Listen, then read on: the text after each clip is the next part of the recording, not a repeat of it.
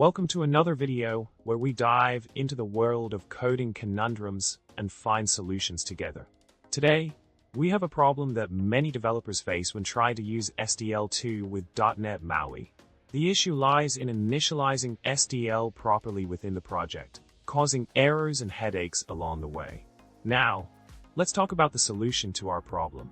By creating a MainActivity class that extends MauiAppCompatActivity, we can manually initialize SDL and ensure everything runs smoothly.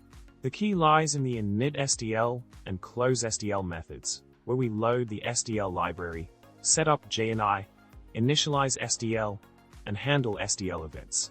By following this structure, we can avoid errors and ensure SDL works seamlessly with .NET MAUI.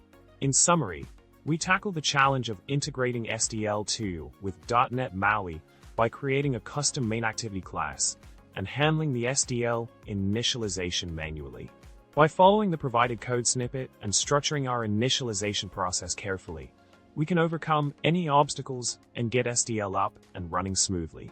Thanks for watching, and remember to subscribe, like, and comment below with your thoughts. Happy coding!